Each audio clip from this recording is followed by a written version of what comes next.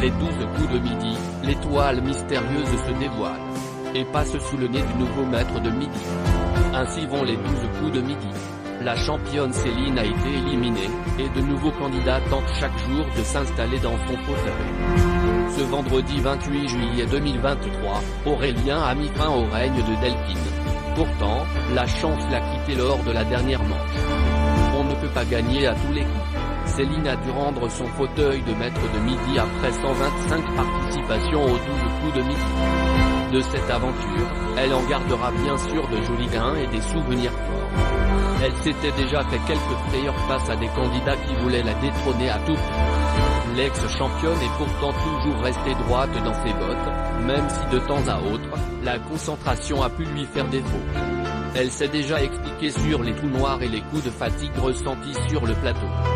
Depuis son départ, les candidats s'enchaînent pour espérer entrer, eux aussi, dans l'histoire du jeu.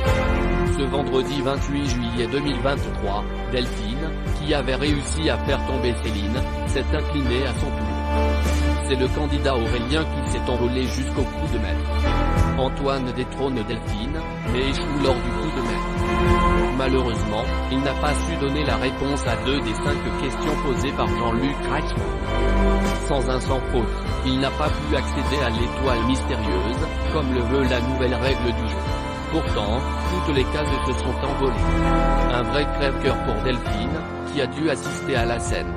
Je les avais toutes, les bonnes réponses, a-t-elle confié à Jean-Luc Reichmann, la voix nouée. Si elle avait triomphé face à Aurélien, elle aurait donc pu tenter l'étoile mystérieuse, d'une valeur de plus de 40 000 €. Sans un mot, le jeune homme a ri jaune en découvrant que le chanteur Kenji Girac se cachait derrière l'étoile mystérieuse. C'était une occasion, presque trop facile, de commencer un joli parcours. Le fond de l'image faisait directement référence aux origines gitanes du coach de The Voice Kids. Le drapeau libanais représentait Mika, son grand ami. Le papillon faisait écho au surnom donné par sa mère, Mon Papillon. La voiture rouge représentait sa passion pour les vieilles automobiles. La pancarte du métro londonien était un clin d'œil à son titre Dernier métro, en duo avec Gims.